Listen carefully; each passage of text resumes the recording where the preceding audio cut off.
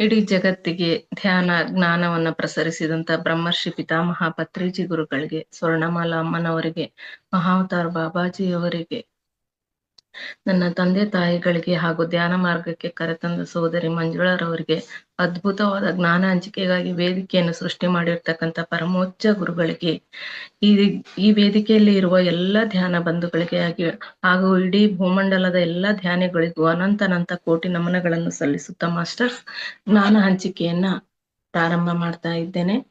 ಜ್ಞಾನ ಹಂಚಿಕೆಗಾಗಿ ಆಯ್ದುಕೊಂಡಿರುವ ವಿಷಯ ಆತ್ಮಾಯಣ. ಒಂದು ಜೀವಾತ್ಮನ ಪಯಣ. ನಾವು ಏನು ದೇಹದಿಂದ ಜೀವ ಹೋಯ್ತು ಅಂತ ಭಾವಿಸ್ತೀವಲ್ವ, ಆ ಜೀವಾತ್ಮದ ಪಯಣ ಹೇಗಿರ್ತದೆ ಅನ್ನೋ ಜ್ಞಾನವನ್ನ ತಿಳಿಸ್ತಕ್ಕಂತಹ ಪುಸ್ತಕ ಮಾಸ್ಟರ್ಸ್. ಇದನ್ನ ಮೂಲ ಲೇಖಕರು ಪೀಟರ್ ರಿಷಲ್ಲೋ ಅಂತಕ್ಕಂಥವ್ರು, ಅವರ ಅನುಭವದ ಆಧಾರಿತ ಪುಸ್ತಕ ಇದು. ಅದನ್ನ ಕನ್ನಡಕ್ಕೆ ಅನುವಾದಿಸಿದಂಥವ್ರು ಜೀವಂದರ್ ಕೆ ತಪಸ್ಸರ್ ಅವರು. ಅವರಿಗೂ ಕೂಡ ಅನಂತ ನಮನಗಳನ್ನು ಸಲ್ಲಿಸುತ್ತಾ ಜ್ಞಾನ ಹಂಚಿಕೆಯನ್ನ ಪ್ರಾರಂಭ ಮಾಡ್ತಿದ್ದೇನೆ ಮಾಸ್ಟರ್ಸ್. ಇಂದಿನ ಜ್ಞಾನ ಹಂಚಿಕೆಯಲ್ಲಿ ಅನೇಕ ವಿಷಮತೆಗಳನ್ನು ಸಹಿಸಿದ ನಂತರವೇ ನಾವು ಧೈರ್ಯ ಹೊಂದುವಂತ ಶಿಕ್ಷಣವನ್ನ ಪಡಿತೇವೆ. ಇದಕ್ಕಾಗಿ ನಾವು ಎಷ್ಟೋ ಸಲ ಇಜ್ಜೋಡು ಎನಿಸುವಂತ ಜನರೊಂದಿಗೆ ನಾವು ಇರ್ಬೇಕಾಗ್ತದೆ. ಒಂದು ಸುಖಿ ಮತ್ತು ಶಾಂತ ಜೀವನವು ಯಾವಾಗಲೂ ಒಳ್ಳೆಯದು ಅಂತ ಹೇಳಲಿಕ್ಕೂ ಆಗಲ್ಲ. ಯಾವಾಗ್ಲೂ ಸುಖಮಯವಾದ ಜೀವನವೂ ಕೂಡ ನಮ್ಗೆ ಒಂದು ಒಳ್ಳೆ ಎಲ್ಲಾ ಪಾಠಗಳನ್ನು ಕಲಿಸ್ಲಿಕ್ಕೆ ಸಾಧ್ಯತೆ ಇಲ್ಲ. ಹಾಗೆ ಶಾಂತಮಯ ಜೀವನವು ಕೂಡ ಒಂದು ಒಳ್ಳೆ ಎಲ್ಲಾ ಪಾಠಗಳನ್ನು ಕಲಿಸ್ಲಿಕ್ಕೆ ಸಾಧ್ಯತೆ ಇಲ್ಲ. ಎಲ್ಲ ಏರುಪೇರಿನ ಜೀವನ ಅಂತಕ್ಕಂಥದ್ದು ಅತ್ಯವಶ್ಯಕ. ಏಕೆಂದರೆ ನಾವು ಕಷ್ಟ ಸಹಿಸಿದಾಗ್ಲೇ ಎಲ್ಲಕ್ಕಿಂತ ಹೆಚ್ಚಾಗಿ ವಿಕಾಸ ಮಾರ್ಗದಲ್ಲಿ ಮುಂದುವರಿಯೋದು ಸಾಧ್ಯವಾಗ್ತದೆ. ಇದೊಂದು ಕಠೋರ ನೀತಿ ಆಗಿದೆ ನಿಜ. ಆದರೆ ಯಾವ ಗುರಿಯನ್ನು ತಲುಪಲು ನಾವು ಯಾವ ಜನ್ಮವನ್ನು ತೆಗೆದುಕೊಂಡಿದ್ದೇವೆಯೋ ಆ ಗುರಿಯನ್ನು ನಾವು ತಲುಪಬೇಕಾದರೆ ನಾವು ದೊರೆತಂತ ಯಾವುದೇ ಅವಕಾಶವನ್ನು ಕೂಡ ತಪ್ಪಿಸಿಕೊಳ್ಳಬಾರದು ಅಂತ ಹೇಳೋದ್ರ ಜೊತೆಗೆ ಇದುವರೆಗೆ ಮಾಹಿತಿಯನ್ನು ತಿಳಿದೀವಿ ಮಾಸ್ಟರ್ಸ್. ಈಗ ಮುಂದಿನ ಅಧ್ಯಾಯವಾಗಿ 6ನೇ ಅಧ್ಯಾಯ. ನನ್ನ ಭಾರತೀಯ ಗುರುವಿನಿಂದ ಇನ್ನೊಂದು ಸಲ ಸೂಕ್ಷ್ಮ ಯಾತ್ರೆಗೆ ಹೋಗುವ ಸಂಭವನೀಯತೆಯಿಂದ ನಾನು ಬಹಳ ಉತ್ತೇಜಿತನಾಗಿದ್ದೆ. ಸೂಕ್ಷ್ಮ ಯಾತ್ರೆಗೆ ಇನ್ನೊಮ್ಮೆ ಪಯಣಿಸಬೇಕು, ಇನ್ನ ಏನೇನು ಅದ್ಭುತಗಳಿದಾವೆ ಅನ್ನೋದನ್ನ ತಿಳಿಬೇಕು ಅಂತ ಹೇಳ್ಬಿಟ್ಟು ಕಾತುರರಾಗಿರ್ತಾರೆ. ಈ ಸಲ ಏನಾಗಬಹುದೆಂದು ನಾನು ಯೋಚಿಸತೊಡಗಿದೆ. ನಾನೊಬ್ಬನೇ ಅದನ್ನು ಸಾಧಿಸುವ ಪ್ರಯತ್ನದಲ್ಲಿಯೂ ಇದ್ದೆ, ಆದರೆ ಸಫಲನಾಗಲಿಲ್ಲ. ನಾವು ಕೂಡ ಪ್ರತಿ ಸಾರಿ ಹಂಗೆ ಅನ್ಕೋತೀವಿ, ನಮ್ಮಲ್ಲೂ ಸೂಕ್ಷ್ಮ ಯಾತ್ನ ಆಗಿದ್ದು ನೆನಪಲ್ಲಿ ಇರ್ಬೇಕು, ಅದನ್ನ ನೆನ್ಪಿಟ್ಕೊಳಕ್ ಪ್ರಯತ್ನ ಪಡಬೇಕು ಅಂತ. ಆದ್ರೆ ಅದೇ ಹಾದಿಯಲ್ಲಿ ಇದ್ದೀವಿ, ಇನ್ನು ಸಫಲತೆಯನ್ನ ಗಳಿಸ್ಲಿಕ್ಕೆ ಇನ್ನೂ ಸಮಯಾವಕಾಶ ಬೇಕಾಗ್ತದೆ. ಇದರಿಂದ ಸ್ವಲ್ಪ ನಿರಾಶೆಯಾಗಿತ್ತು. ಈಗ ಮತ್ತೆ ಉತ್ತೇಜಿತನಾದೆ. ಮೊದಲು ಸೂಕ್ಷ್ಮ ಯಾತ್ರೆಗೆ ಹೋದಾಗ ನೋಡಿದಂತೆ ನಿನ್ನೆ ರಾತ್ರಿ ಮಂಚದ ಮೇಲೆ ಮಲಗಿದ ನನ್ನನ್ನು ನಾನು ನೋಡಿಕೊಳ್ಳಲು ಪ್ರಯತ್ನಿಸಿದೆ. ಸೂಕ್ಷ್ಮ ಯಾತ್ರೆಗೆ ಹೋಗೋದಕ್ಕಿಂತ ಮುಂಚಿತವಾಗಿ ನಾವು ಮಲಗಿರುವ ಸ್ಥಿತಿಯನ್ನ ನೋಡಿಕೊಳ್ಬೇಕು, ಇದು ಹೇಗಿದ್ದೇವೆ ಅನ್ನೋದನ್ನ ಅದೇ ಪ್ರಯತ್ನವನ್ನು ಕೂಡ ಮಾಡಿದೆ. ಆದರೆ ಬೆಳಗ್ಗೆ ಎದ್ದಾಗ ಅತ್ಯಂತ ಪ್ರಫುಲ್ಲನಾಗಿದ್ದೆ. ಮಲಗಲು ನನಗೆ ಬಹಳ ಸಮಯ ಹಿಡಿತು. ಆದರೆ ಮಲಗಿದ ಮೇಲೆ ಏನಾಯಿತೆಂದು ನನಗೆ ಎಳ್ಳಷ್ಟು ಕೂಡ ನೆನಪಿರಲಿಲ್ಲ. ನಮ್ಗೆಲ್ಲರಿಗೂ ಕೂಡ ಆಗ್ತಾ ಇರೋದು ಇದೇ ಅನುಭವ ಮಾಸ್ಟರ್ಸ್. ಶರೀರದ ಆಚೆಗೆ ಇರುವಾಗಿನ ಅನುಭವಗಳನ್ನು ನೆನಪಿನಲ್ಲಿ ಇಟ್ಟುಕೊಳ್ಳಬೇಕೆಂದು ನಾನು ಬಯಸಿದ್ದೆ. ಯಾವುದೇ ಹೊಸ ಕಾರ್ಯಗಳಲ್ಲಿನ ಯುಕ್ತಿಗಳನ್ನು ಒಮ್ಮೆಲೆ ಕಲಿಯುವುದಾಗುವುದಿಲ್ಲ ಎಂಬುದನ್ನು ನಾನು ಬಲ್ಲೆ. ಚಿಂತೆ ಮಾಡುವುದರಿಂದ ಲಾಭಕ್ಕಿಂತ ಹಾನಿಯಾಗುವ ಸಂಭವವೇ ಹೆಚ್ಚು. ನನಗೆ ಹೀಗಾಗ್ಲಿಲ್ಲ, ಅವ್ರಿಗೆ ಆರೋಗ್ಯವಾಗಿತ್ತು, ನನಗಾಗ್ತಾ ಇಲ್ಲ ಅಂತ ಹೇಳಿ ಕೊರಗೋದಾಗ್ಲಿ ಚಿಂತೆ ಮಾಡೋದ್ರಿಂದ ಲಾಭಕ್ಕಿಂತ ನಮ್ಗೆ ನಾವೇ ನಷ್ಟವನ್ನ ಮಾಡ್ಕೊಳ್ತೇವೆ ಅನ್ನೋ ವಿಷಯವನ್ನ ಎಲ್ಲರಿಗೂ ತಿಳಿಸ್ತಾ ಇದ್ದಾರೆ ಮಾಸ್ಟರ್ಸ್. ನನ್ನ ಏಕಾಗ್ರತೆಯನ್ನು ನಾನು ಸಾಧಿಸುತ್ತಿರಬೇಕು. ಅದು ಈ ಸಂಪೂರ್ಣ ಪ್ರಕ್ರಿಯೆಗೆ ಅತ್ಯಂತ ಮಹತ್ವಪೂರ್ಣವಾದುದಾಗಿದೆ. ಬಹುಶಃ ಇದರಿಂದಲೇ ಮುಂದಿನ ಕಾರ್ಯ ಆರಂಭಗೊಳ್ಳುವುದು. ನಮ್ಮ ಕಾರ್ಯ ಅಂದ್ರೆ ಧ್ಯಾನವನ್ನ ಮಾಡ್ಬೇಕು, ಸಾಧ್ಯವಾದಷ್ಟು ಪುಸ್ತಕಗಳನ್ನು ಓದೋದ್ರ ಮುಖಾಂತರ ಜ್ಞಾನವನ್ನ ಪಡಿತಾ ಹೋಗ್ಬೇಕು. ನಮ್ಮ ಕಾರ್ಯದಲ್ಲಿ ನಾವು ತಲ್ಲೀನರಾಗ್ಬೇಕು. ಅದು ಯಾವಾಗ ಏನು ಸಂಭವಿಸ್ಬೇಕು ಅನ್ನೋದು ಅದು ತಂತಾನೇ ಆಗುತ್ತೆ, ನಾವು ಬಯಸಿದಾಗ ಆಗ್ತಕ್ಕಂಥದ್ದಲ್ಲ ಅಂತ ತಿಳಿಸ್ತಾ ಇದ್ದಾರೆ. ನಿರಾಶನಾಗುವುದರಿಂದ ಯಾವುದೇ ಲಾಭವಿಲ್ಲ. ನಾನು ಕುಳಿತುಕೊಂಡು ಬರೆಯುತ್ತಿದ್ದಾಗ ನನ್ನ ಭಾರತೀಯ ಮಿತ್ರನು ಅಲ್ಲೆಯೇ ನನ್ನ ಹಿಂದೆ ನಿಂತಿದ್ದನು. ಅದಾಗ್ಲೇ ಭಾರತೀಯ ಮಿತ್ರ ಇವರ ಗಮನಕ್ಕೆ ಬಾರದ ಹಾಗೆ ಬಂದು ನಿಂತಿದ್ರು. ಇವನು ಬಾಗಿಲು ತೆರೆದು ಬರುವ ಧ್ವನಿಯೂ ಕೇಳಿ ಬಂದಿರಲಿಲ್ಲ. ಬಹಳಷ್ಟು ಸಂದರ್ಭಗಳಲ್ಲಿ ಹಾಗೇ ಆಗುತ್ತದೆ. ಜನರು ಸತ್ಯದ ಒಂದು ಒಳಹನ್ನು ನೋಡುತ್ತಾರೆ ಮತ್ತು ತಾವು ತಿಳಿದಿರುವುದನ್ನೆಲ್ಲ ಇತರರು ಮಾಡಿದಂತೆ ಒಂದೇ ಬಾರಿಗೆ ಪ್ರಯೋಗ ಮಾಡುವುದು ಅವರಿಗೆ ಸಾಧ್ಯವಾಗುವುದಿಲ್ಲ.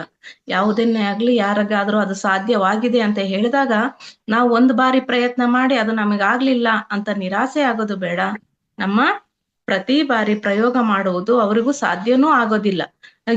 ಈಗೇನೋ ಈ ಇದ್ರಲ್ಲಿ ವಿಫಲನಾಗಿದ್ದಾನೆ, ಸಫಲನಾಗ್ಲಿಕ್ಕೆ ಇನ್ನೊಮ್ಮೆ ಪ್ರಯತ್ನ ಮಾಡೋಣ ಅಂತೇಳಿ ಪ್ರಯತ್ನನೂ ಪಡಕ್ಕೆ ಹೋಗೋದಿಲ್ಲ. ಆಗ ನಿರಾಶರಾಗಿ ಪ್ರಯತ್ನ ಪಡುವುದನ್ನೇ ಬಿಟ್ಟು ಬಿಡುತ್ತಾರೆ. ಆಗೇನ್ ಮಾಡ್ತಾರೆ, ಯಾರಿಗೋ ಆಗೇತಪ್ಪ ನನಗೆ ಅದಾಗಲ್ಲ ಅನ್ನೋ ಒಂದು ಟೈಟಲ್ ಅನ್ನ ಅವ್ರಿಗೆ ಅವರೇ ಕೊಟ್ಕೊಂಡ್ಬಿಟ್ಟು ನಿರಾಶರಾಗಿ ಅದನ್ನ ಮಾಡುವ ಪ್ರಯತ್ನವನ್ನ ಬಿಟ್ಟೇ ಬಿಡ್ತಾರೆ. ಈ ರಹಸ್ಯ ವಿದ್ಯೆಯು ನನ್ನ ಅಳುವಿನ ವಿಷಯವಲ್ಲ ಎಂದು ಸಾಮಾನ್ಯವಾಗಿ ಜನರು ಹೇಳುತ್ತಾರೆ. ಅದು ಬಹಳ ರಹಸ್ಯವಾದ ವಿದ್ಯೆ, ಇದು ನನಗೆಲ್ಲ ಎಟ್ಕೋದಿಲ್ಲ ಅಂತಕ್ಕಂತ ಒಂದು ನೀತಿಯನ್ನ ಮಾಡ್ಕೊಂಡ್ಬಿಟ್ಟು ಅವ್ರಿಗೆ ಅವರೇ ತಮ್ಮ ಪ್ರಯತ್ನವನ್ನ ನಿಲ್ಲಿಸ್ಬಿಡ್ತಾರೆ ಅಂತ ಹೇಳ್ತಿದ್ದಾರೆ ಮಾಸ್ಟರ್ಸ್. ಆದರೆ ಅದರ ಫಲಿತಾಂಶವನ್ನು ನಾವು ಬೇಕಾದರೆ ನಮಗೆ ಬೇಕಾಗಿರುವುದು ಕೇವಲ ಸ್ವಲ್ಪ ಧೈರ್ಯ ಮತ್ತು ಸಂಕಲ್ಪ ಅಷ್ಟೇ.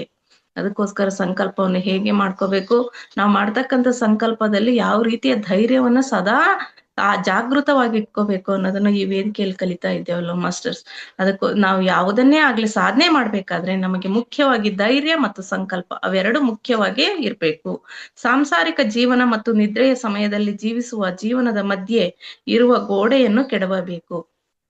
ನಾವು ಸಾಂಸಾರಿಕ ಜೀವನದಲ್ಲಿ ಇರುವಾಗ್ಲೂ ಮತ್ತು ನಿದ್ರೆಯ ಸಮಯದಲ್ಲಿ ಜೀವಿಸ್ತಕ್ಕಂಥ ಜೀವನದ ಮಧ್ಯೆ ನಾವು ಒಂದು ಸಾಂಸಾರಿಕ ಜೀವನದಲ್ಲಿ ಅತಿ ಗೊಂದಲಮಯವಾದಂತ ಜೀವನವನ್ನ ಸಾಗಿಸಿ ರಾತ್ರಿ ಸುಖ ನಿದ್ರೆ ಬರ್ಲಿ ಅಂತ ಹೇಳಿದ್ರೆ ಯಾರಿಗೂ ಬರಲ್ಲ ಮಾಸ್ಟರ್ಸ್. ಇವೆರಡರ ಮಧ್ಯೆ ಏನು ಒಂದು ಗೋಡೆ ಇದೆಯಲ್ಲ ಅದನ್ನ ಕೆಡವಬೇಕು. ಅದರ ಪ್ರಯತ್ನನೇ ಧೈರ್ಯ ಮತ್ತು ಸಂಕಲ್ಪ ಅಂತಕ್ಕಂಥದ್ದು. ನನ್ನ ಮಿತ್ರನೇ, ಕೇವಲ 2 ವಾರಗಳಿಗಿಂತಲೂ ಕಡಿಮೆ ಅವಧಿಯ ಮೊದಲು ನೀನು ದುಃಖದಲ್ಲಿ ಮುಳುಗಿ ಇದೇ ಜಾಗದಲ್ಲಿ ಕುಳಿತುಕೊಂಡಿದ್ದೆ ಎಂಬುದು ನೆನಪಿರಲಿ. ಅಲ್ಲಿಯವರೆಗೆ ನಿನಗೆ ಮೃತ್ಯು ಮತ್ತು ಜೀವನ ಇವೆರಡು ತರ್ಕ ಸಂಗತ ಕ್ರಮಾನುಗತಿಗಳಾಗಿವೆ ಎಂಬುದು ಕೂಡ ಗೊತ್ತಿರಲಿ. ನಿನಗೂ ಕೂಡ ಈ ಸೂಕ್ಷ್ಮಯಾನ ಆಗೋದಕ್ಕಿಂತ ಮುಂಚೆ 2 ವಾರಕ್ಕೆ ಮುಂಚೆ ನೀನು ಇದೇ ತರ ದುಃಖಿತನಾಗಿದ್ದೆ. ಅದೇನೇ ಇಡೀ ಭೂಮಂಡದಲ್ಲಿ ಇರ್ತಕ್ಕಂಥ ಜನನು ಕೂಡ ಅನುಭವಿಸ್ತಾ ಇದ್ದಾರೆ.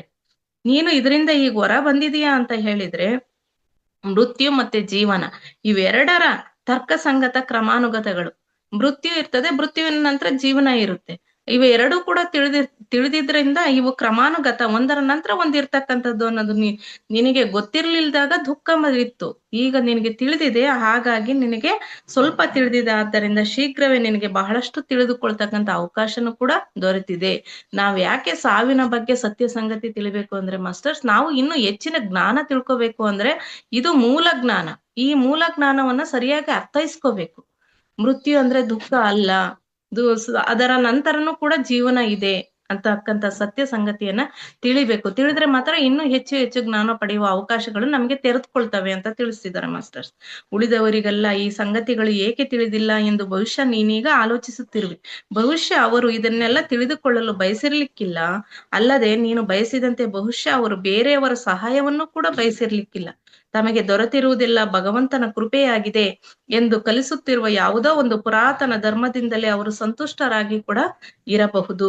ಆಗುವುದೆಲ್ಲ ಭಗವಂತನ ಇಚ್ಛೆಯಿಂದ ಆಗುತ್ತದೆ ಎಂದು ನಿಶ್ಚಿತ. ಆದರೆ ಹೀಗೇಕೆ ಆಗುತ್ತಿದೆ ಎಂದು ನಾವು ಅರಿತುಕೊಂಡಾಗ ಇನ್ನೂ ಸುಲಭವಾಗುತ್ತದೆ. ಆಗೋದೆಲ್ಲ ಪೂರ್ವ ನಿರ್ಧಾರಿತವೇ. ಪ್ರತಿಯೊಂದು ಕೂಡ ಭಗವಂತನ ಇಚ್ಛೆ ಅನ್ನೋದು ಅಷ್ಟೇ ನಿಶ್ಚಿತ.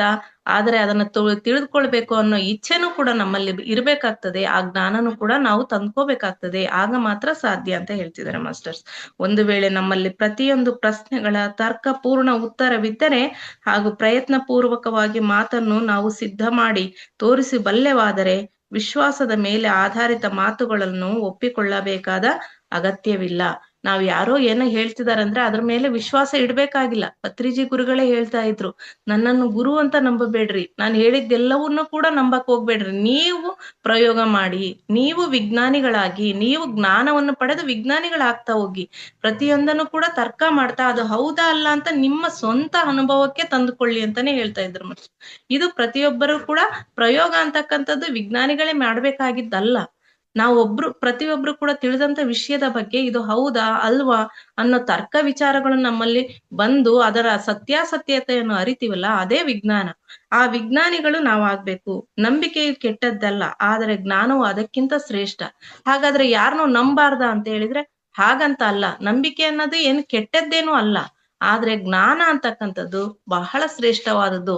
ಆ ಜ್ಞಾನ ಅಂತಕ್ಕಂಥದ್ದು ಸ್ವಚ್ಛ ಜ್ಞಾನ ನಿಮ್ಮಲ್ಲಿ ಒಂದ್ಸರಿ ಕುಳಿತಿದ್ದೇ ಆದ್ರೆ, ತಿಳಿದದ್ದೇ ಆದ್ರೆ ನೀವೆಲ್ಲರಿಗೂ ಕೂಡ ಒಳ್ಳೆ ಜ್ಞಾನವನ್ನೇ ಹೇಳ್ತಾ ಹೋಗ್ತೀವಿ. ಇಲ್ಲ ಅಂದ್ರೆ ಓ ಹಾಗಿತ್ತಂತೆ, ಅಂತೆ ಕಂತೆಗಳ ಕಥೆಗಳನ್ನೇ ಹೇಳ್ತಾ ಹೋಗ್ತೀವಿ, ಅವುಗಳನ್ನೇ ನಂಬ್ತಾ ಹೋಗ್ತೀವಿ. ಅದು ಆಗ್ಬಾರ್ದು. ಸತ್ಯ ಜ್ಞಾನ ಅಂತಕ್ಕಂಥದ್ದು ಶ್ರೇಷ್ಠವಾದದ್ದು. ನಾವು ವಿಶ್ವಾಸವಿಡುವುದರಲ್ಲಿ ತಪ್ಪೇನಿಲ್ಲ, ಆದ್ರೆ ಅದರೊಂದಿಗೆ ಜ್ಞಾನವನ್ನು ಪಡೆದುಕೊಳ್ಳುವ ಪ್ರಯತ್ನವನ್ನು ಕೂಡ ಮಾಡ್ಬೇಕು. ನಾವು ಯಾವುದೇ ವಿಷಯ ಇರ್ಬೋದು, ವ್ಯಕ್ತಿ ಇರ್ಬೋದು, ಪ್ರತಿಯೊಂದು ಜ್ಞಾನ ಇರ್ಬೋದು, ಅವುಗಳ ಮೇಲೆ ವಿಶ್ವಾಸ ಇಡೋದು ತಪ್ಪಲ್ಲ.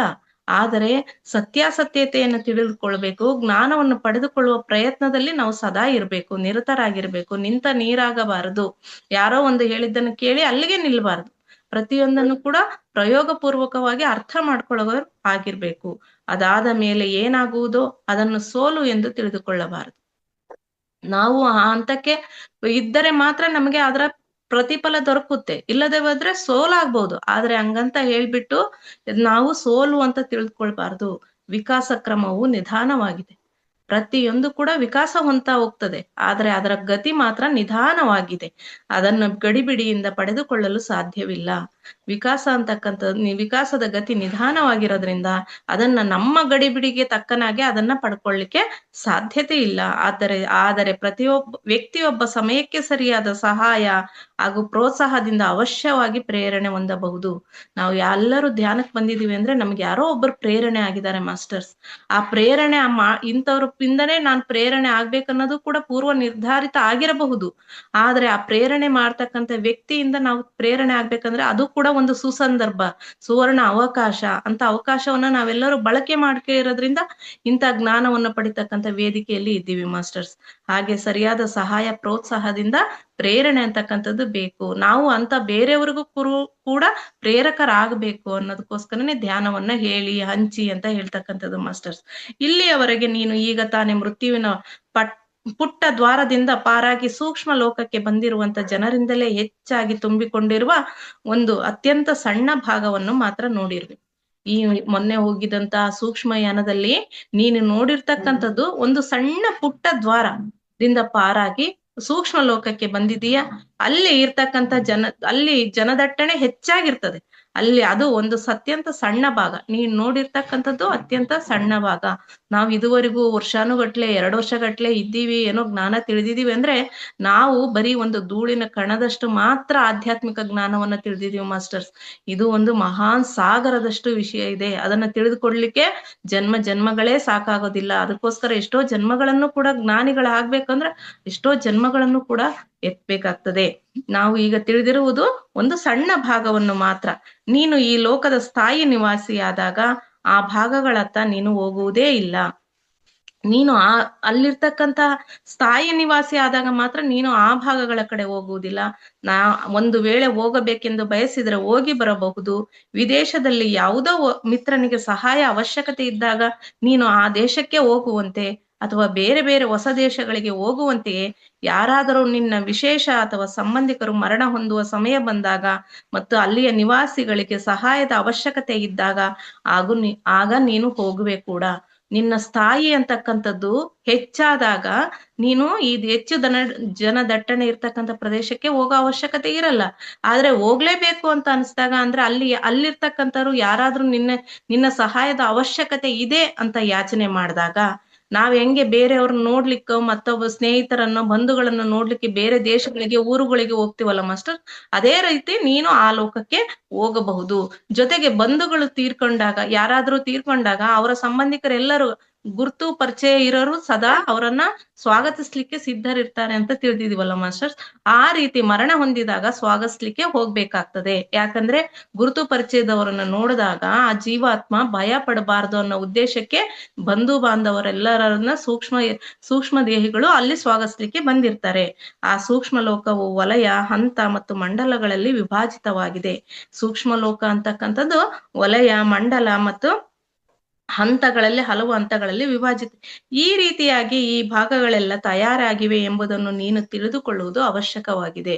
ಈ ಸೂಕ್ಷ್ಮ ಲೋಕದಲ್ಲೂ ಕೂಡ ಹೆಂಗೆ ಪುಟ್ಟ ಹಳ್ಳಿ, ಒಂಚೂರು ಮಂಡಲ ಪ್ರದೇಶ ಮತ್ತೆ ಅದಕ್ಕಿಂತ ನಗರ ಪ್ರದೇಶ ಅಂತ ಹೇಗಿರುತ್ತೋ ಅದೇ ರೀತಿ ಸೂಕ್ಷ್ಮ ಲೋಕದಲ್ಲೂ ಕೂಡ ಹಂತಗಳು ಇವೆ ಅಂತಕ್ಕಂಥ ವಿಷಯ ಎಲ್ಲರಿಗೂ ತಿಳಿಬೇಕಾಗಿದೆ ಅಂತ ತಿಳಿಸ್ತಾ ಇದ್ದಾರೆ. ಇಲ್ಲವಾದರೆ ನೀನು ಈ ಜಗತ್ತಿನ ಯಂತ್ರವು ಹೇಗೆ ನಡೆದಿದೆ ಎಂಬುದನ್ನು ಕೂಡ ತಿಳಿದುಕೊಳ್ಳಲಾರೆ. ಈ ಜ್ಞಾನ ನಿನಗೆ ಇಲ್ಲದೆ ಹೋದ್ರೆ ಈ ಜಗತ್ತಿನಲ್ಲಿ ಹೇಗೆ ನಡೀತಿದೆ ಅನ್ನೋದನ್ನು ಕೂಡ ತಿಳ್ಕೊಳ್ಳಿಕ್ಕೆ ಸಾಧ್ಯತೆ ಇಲ್ಲ. ಬಹುಪಾಲು ಶಿಕ್ಷಕರು ಈಗ ಅವರು ನಿಂತಿರುವ ಭಾಗವನ್ನು ದಟ್ಟಣೆಯ ಭಾಗವೆಂದು ತಿಳಿದುಕೊಳ್ಳಲು ತಮ್ಮ ಶಿಷ್ಯರಿಗೆ ಹೇಳುತ್ತಾರೆ. ಎಲ್ಲ ಶಿಕ್ಷಕರು ಈಗ ನೀನ್ ನಿಂತಿರ್ತಕ್ಕಂಥ ಜಾಗ ಬಹುಜನ ಇರ್ತಕ್ಕಂಥ ಜನದಟ್ಟಣೆ ಇರ್ತಕ್ಕಂಥ ಸ್ಥಳ ಅಂತ ಹೇಳಲಿಕ್ಕೆ ಇಚ್ಛಿಸ್ತಾರೆ. ಈ ಕ್ಷೇತ್ರದಲ್ಲಿ ಭೌತಿಕ ಜಗತ್ತಿನ ಪ್ರತಿಯೊಂದು ವಸ್ತುವಿನ ಪ್ರತಿರೂಪವೂ ಕೂಡ ಉಪಸ್ಥಿತವಿರುತ್ತದೆ. ಈ ಸ್ಥಳದಲ್ಲಿ ಮಾತ್ರ ಭೌತಿಕ ಜಗತ್ತಿನಿಂದ ಬಂದಂತ ಸೂಕ್ಷ್ಮ ಶರೀರಧಾರಿಗಳಿಗೂ ಅದೇ ಗುಂಗಿನಲ್ಲಿ ಇರೋದ್ರಿಂದ ಭೌತಿಕ ಜಗತ್ತಿನಲ್ಲಿ ಏನೇನು ವಸ್ತುಗಳಿರ್ತಾವೋ ಅದರ ಪ್ರತಿರೂಪಗಳು ಕೂಡ ಇಲ್ಲಿ ಇರ್ತದೆ. ಸೂಕ್ಷ್ಮ ಲೋಕದಲ್ಲಿಯೂ ಇವೆ. ನೀನು ಸೂಕ್ಷ್ಮ ಶರೀರದೊಂದಿಗೆ ಸೂಕ್ಷ್ಮ ಲೋಕದಲ್ಲಿ ಪ್ರಯಾಣ ಮಾಡಿದಾಗ ನೀನು ಅವುಗಳನ್ನೆಲ್ಲ ನೋಡಬಹುದು. ಸೂಕ್ಷ್ಮ ಲೋಕದಲ್ಲಿ ಪ್ರಯಾಣ ಮಾಡಿದಾಗ ನೋಡಬಹುದು. ಈಗ ನೀನು ಕೆಲವು ದಿನಗಳ ಮೊದಲು ಪಿಕ್ಯಾಡ್ ಅಲ್ಲಿ ಸರ್ಕಸ್ಗೆ ಪ್ರಯಾಣ ಮಾಡಿದ್ದೆ. ಅದರ ಪ್ರತಿರೂಪದ ಕಲ್ಪನೆ ಮಾಡು ಮತ್ತು ಅದನ್ನು ಅಲ್ಲಿಯ ಗದ್ದಲ ತುಂಬಿದ ಕೆಳಗಿನ ಭಾಗವಾಗಿದೆ ಎಂದು ತಿಳಿದುಕೋ. ಒಂದು ಉದಾಹರಣೆಯನ್ನ ಕೊಡ್ತಾ ಹೋಗ್ತಾರೆ. ಅವರು ಸರ್ಕಸ್ಸಿಗೆ ಹೋಗಿದ್ದನ್ನ ನೀನು ಅದನ್ನ ಕಲ್ಪನೆ ಮಾಡ್ಕೊ. ಅಲ್ಲಿ ಕೆಳಭಾಗದಲ್ಲಿ ಜನ ಎಲ್ಲ ಸರ್ಕಸ್ ನೋಡ್ಲಿಕ್ಕೆ ಬಂದಿರ್ತಾರೆ. ಅದನ್ನೆಲ್ಲ ಸರ್ಕಸ್ ಅನ್ನ ನೋಡ್ತಾ ನೋಡ್ತಾ ಜನಗಳು ಎಷ್ಟು ಗದ್ದಲ ಇರುತ್ತೋ ಅದೇ ರೀತಿ ಗದ್ದಲಮಯ ಇರ್ತದೆ ಒಂದು ಲೋಕ, ಒಂದು ಸ್ತರದ ಲೋಕ ಅಂತ ತಿಳಿದುಕೋ. ಆಗ 1 ಮೈಲಿ ಎತ್ತರದಲ್ಲಿರುವ ಇನ್ನೊಂದು ಅಂತಹದ್ದೇ ಜಗತ್ತಿನ ಕಲ್ಪನೆಯನ್ನು ಮಾಡಿಕೊ. ಅದಕ್ಕಿಂತ 1 ಕಿಲೋಮೀಟರ್ ದೂರದಲ್ಲಿ ಎತ್ತರ ಪ್ರದೇಶದಲ್ಲಿ ಇರ್ತಕ್ಕಂಥ ಒಂದು ಸ್ಥಳಾವಕಾಶ ನೆನಪೋ, ಒಂದು ಕಲ್ಪನೆ ಮಾಡ್ಕೊ. ಅಲ್ಲಿ ಇದನ್ನ ಸೂಕ್ಷ್ಮ ಲೋಕದ 2ನೇ ಭಾಗ ಅಂತ ತಿಳ್ಕೊ ಅಂತ ಹೇಳ್ತಿದ್ದಾರೆ. ಇಲ್ಲಿ ಭೌತಿಕ ಜಗತ್ತಿನಂತೆಯೇ ಇದೆ, ಭೌತಿಕವೇ ಆಗಿದೆ, ಆದ್ರೆ ಮೊದಲಿನಕ್ಕಿಂತ ಕಡಿಮೆ ಜನದಟ್ಟಣೆಯಿಂದ ಕೂಡಿದೆ. ಆ ಸ್ಥಾಯಿಯಲ್ಲಿರ್ತಕ್ಕಂಥ ಜನ ಈ ಏನು ಕೆಳಸ್ತರ ಸ್ಥಾಯಿ ಇತ್ತಲ್ಲ ಅದಕ್ಕಿಂತನೂ ಜನದಟ್ಟಣೆ ಸ್ವಲ್ಪ ಕಡಿಮೆ ಇರ್ತದೆ. ಆವಾಗ ನೀನು ಲಂಡನ್ ನಿಂದ 1 ಮೈಲಿ ಎತ್ತರದಲ್ಲಿ ಇದ್ದಿರುವೆ ಎಂದು ಭಾವಿಸಿ. ಅಂದ್ರೆ ಒಂದು ಸ್ಥಳದಿಂದ 1 ಕಿಲೋಮೀಟರ್ ದೂರದಲ್ಲಿ ಇದೀವಿ ಎತ್ತರದಲ್ಲಿ ಅಂತ ಭಾವಿಸ್ಕೊ. ಆಗ ಅಲ್ಲಿಯೂ ಕೂಡ ನಿನಗೆ ಆ ನಗರದ ಗದ್ದಲದ ಕೆಲವು ಭಾಗ ಅವಶ್ಯಕವಾಗಿ ಕೇಳಿಸುತ್ತಿರುತ್ತದೆ. ಅಲ್ಲಿನೂ ಕೂಡ ಅಲ್ಪ ಸ್ವಲ್ಪ ಗದ್ದಲ, ಜೋರಾದ ಚೀರಾಟ ಕೂಗಾಟ ಮಾತ್ರ ಕೇಳುತ್ತೆ. ಸಣ್ಣ ಸಣ್ಣ ಗುಜುಗುಜು ಶಬ್ದ ಅಂತವೆಲ್ಲ ಕೇಳಿಸ್ತಾ ಇರಲ್ಲ. ಆದರೆ ಕೇವಲ ಹಗುರವಾದ ಧ್ವನಿ ಕೇಳಿಸುತ್ತಿರ್ತದೆ, ಪೂರ್ಣ ಗದ್ದಲವಲ್ಲ. ಎಲ್ಲೋ ಒಂದ್ ಚೂರ್ ಧ್ವನಿ ಮಾತ್ರ ಅಲ್ಲೇ ಕೇಳಿಸ್ತಾ ಇರ್ತತೆ ಹೊರತು ಮೊದಲಿನ ಕೆಳಸ್ತರದಲ್ಲಿ ಕೇಳಿಸಿದಷ್ಟು ಪೂರ್ಣ ಗದ್ದಲ ನಿನಗೆ ಕೇಳಿಸೋದಿಲ್ಲ. ಇನ್ನು 2ನೇ ಭಾಗಕ್ಕಿಂತಲೂ 1 ಮೈಲಿ ಎತ್ತರದಲ್ಲಿರುವ 3ನೇ ಭಾಗವನ್ನು ನೀನು ಕಲ್ಪಿಸಿಕೊಳ್ಳು. ಈಗ 1ನೇ ಸ್ತರದಿಂದ 2ನೇ ಸ್ತರಕ್ಕಿದ್ವಿ, ತದನಂತರ 3ನೇ ಸ್ತರ ಅದಕ್ಕಿಂತ 1 ಕಿಲೋಮೀಟರ್ ಮೈಲಿ ಎತ್ತರದಲ್ಲಿದೆ ಅಂತ ಕಲ್ಪನೆ ಮಾಡ್ಕೊ. ನೀನು ಅಲ್ಲಿ ಇರುವಾಗ ಲಂಡನ್ ನಗರದ ಗೌಜು ಗದ್ದಲಗಳು ನಿನ್ನನ್ನು ತಲುಪಲಾರದಷ್ಟು ದೂರ ಇರುತ್ತವೆ. ಉದಾಹರಣೆಗೆ 1ನೇ ಮಹಡಿಯಲ್ಲಿ ಇದು 2ನೇ ಮಹಡಿ, 3ನೇ ಮಹಡಿ, ಈ ರೀತಿ ಕಲ್ಪನೆ ಮಾಡ್ಕೊಂಡ್ರೆ ಸಾಕು ಮಾಸ್ಟರ್ಸ್. ಅಲ್ಲಿ ಇದ್ದಾಗ ಆ ಗದ್ದಲ ಅಂತಕ್ಕಂಥದ್ದು 1ನೇ ಮಹಡಿಯಲ್ಲಿ ನಡೀತಕ್ಕಂಥ ತೀವ್ರವಾದ ಗದ್ದಲ 3ನೇ ಮಹಡಿಗೆ ಕೇಳಿಸೋದಿಲ್ಲ. ಈಗ ನೀನು ಅದರ ಅಸ್ತಿತ್ವದ ಪ್ರಭಾವಕ್ಕೆ ಒಳಗಾಗುವುದಿಲ್ಲ. ಅಲ್ಲಿ ಏನ್ ಗಲಾಟೆ ಗದ್ದಲ ನಡೀತಾ ಮಾತು ಎಲ್ಲ ಕೇಳಿಸ್ತದಲ್ಲ, ಅದರ ಗೋಜಿಗೆ ನೀನು ಹೋಗೋದೇ ಇಲ್ಲ. ಯಾಕಂದ್ರೆ ಅದು ನಿನಗೆ ಕೇಳಿಸೋದೇ ಇಲ್ಲ. ಅಷ್ಟೇ ಅಲ್ಲದೆ ಆ ನಗರವು ಇದೆಯೋ ಇಲ್ಲವೋ ಎಂಬ ನೆನಪು ಕೂಡ ನಿನಗೆ ಇರ್ಲಿಕ್ಕಿಲ್ಲ. ಅದೇನು ಅದರ ಅನುಭವ ನಮಗೆ ಬಂದಿಲ್ಲ ಅಂದಾಗ ಅಂತ ತುಂಬಾ ಗದ್ದಲದಿಂದ ತುಂಬಿಕೊಂಡಿರ್ತಕ್ಕಂಥ ನಗರ ಇದೆಯೋ ಇಲ್ಲ ಅನ್ನೋದು ಕೂಡ ಕಲ್ಪನೆಗೂ ಬರೋದಿಲ್ಲ. ಸೂಕ್ಷ್ಮ ಲೋಕದಲ್ಲಿ ಪ್ರತಿಯೊಂದು ತನ್ನ ಮೊದಲನೆಯದಕ್ಕಿಂತ ಕಡಿಮೆ ಭೌತಿಕವಾಗುತ್ತಾ ಹೋದಂತಹ ಚೇತನದ 7 ವಲಯಗಳಿವೆ. ಸೂಕ್ಷ್ಮ ಲೋಕದಲ್ಲೂ ಕೂಡ ಪ್ರತಿಯೊಂದು ಕೂಡ ಮೊದಲನೆಯದಕ್ಕಿಂತ ಕಡಿಮೆ ಭೌತಿಕ ಸ್ತರಗಳು ಕಡಿಮೆ ಆಗ್ತದೆ, ಭೌತಿಕ ಆಲೋಚನೆಗಳು ಕಡಿಮೆ ಆಗ್ತಾ ಹೋಗ್ತದೆ ಒಂದೊಂದೇ ಮೆಟ್ಟಲನ್ನ ಏರ್ತಾ ಹೋದ ಹಾಗೆ. ಅಂತಹ 7 ವಲಯಗಳಿವೆ. ಸ್ಥಾಯಿ ನಿವಾಸಿಗಳು ತಮ್ಮ ಇಚ್ಛಾನುಸಾರ ಇಲ್ಲಿಯ ಯಾವುದೇ ವಲಯಗಳಲ್ಲೂ ಕೂಡ ಇರಬಲ್ಲರು. ಸ್ಥಾಯಿವಾಸಿಗಳಾದಂಥವ್ರು ಅವರ ಇಚ್ಛಾನುಸಾರ ಯಾವುದೇ ವಲಯದಲ್ಲಿ ಬೇಕಾದ್ರೂ ಇರಬಹುದು. ಉದಾಹರಣೆಗಾಗಿ ಒಬ್ಬ ವ್ಯಕ್ತಿ ಒಂದು ವಲಯದಲ್ಲಿ ಕೆಲವು ವಾರಗಳವರೆಗೆ, 2ನೇ ವಲಯದಲ್ಲಿ ಮುಂದಿನ 2 ವರ್ಷಗಳವರೆಗೂ ಕೂಡ ಇರ್ಬೋದು. ಕೆಲವು ವಾರಗಳಲ್ಲಾದ್ರೂ ಇರಬಹುದು, ವರ್ಷಗಳವರೆಗೆ ಬೇಕಾದ್ರೂ ಇರಬಹುದು. ಆಮೇಲೆ ಅವನ ಹವ್ಯಾಸ ಹಾಗೂ ಇಚ್ಛೆಗಳು ಕಡಿಮೆ, ಭೌತಿಕ ಮತ್ತು ಹೆಚ್ಚು ಕಲಾತ್ಮಕ, ಭೌತಿಕ ಹಾಗೂ ಆಧ್ಯಾತ್ಮಿಕವಾಗುತ್ತಾ ಹೋದಂತೆ ಅವನು 3ನೇ ಹಾಗೂ 4ನೆಯ ವಲಯಗಳಲ್ಲಿ ಹೋಗುತ್ತಾನೆ. ಈ ಭೌತಿಕ ಜೀವನಕ್ಕೆ ಜಾಸ್ತಿ ಯಾಕೆ ಅಂಟಿಕೊಂಡಂತ ಭಾವನೆಗಳು ನಮ್ಮಲ್ಲಿ ಬರಬಾರ್ದು ಅಂತ ಹೇಳಿದ್ರೆ ಮಾಸ್ಟರ್ಸ್, ಈ ವಲಯದಲ್ಲಿ ನಾವು ಉನ್ನತ ವಲಯವನ್ನ ತಲುಪಲಿ ಅನ್ನೋ ಉದ್ದೇಶದಿಂದನೇ ನಾವು ಭೌತಿಕ ಜಗತ್ತಿನಲ್ಲಿರುವ ಜಾಸ್ತಿ ಅಂಟಿಕೊಳ್ಳಬಾರದು. ಹೆಚ್ಚು ಹೆಚ್ಚು ಆಧ್ಯಾತ್ಮಿಕ ಒಲವಿನತ್ತ ಹೋದಾಗ ನಮ್ಮ ವಲಯದಲ್ಲಿ ಇರ್ತಕ್ಕಂಥ ಮೆಟ್ಟಿಲುಗಳ ಸಂಖ್ಯೆ ಕೂಡ ಹೆಚ್ಚಾಗ್ತಾ ಹೋಗ್ತದೆ. ಆದ್ದರಿಂದ ಈ ವಲಯಗಳಲ್ಲೂ ಕೂಡ ಎಂದು ದಟ್ಟಣೆಯಾಗುವ ಸಂಭವ ಇರುವುದಿಲ್ಲ. ಆದ್ರೆ ಈ ವಲಯಗಳಲ್ಲಿ ಹೆಚ್ಚು ಜನ ಬರೋದೇ ಇಲ್ಲ. ಅದಕ್ಕೋಸ್ಕರ ಇಲ್ಲಿ ಜನದಟ್ಟಣೆ ಅನ್ನೋದು ಯಾವಾಗ್ಲೂ ಸಂಭವನೆ ಬರೋದಿಲ್ಲ ಅಂತ ತಿಳಿಸ್ತಿದ್ದಾರೆ ಮಾಸ್ಟರ್ಸ್.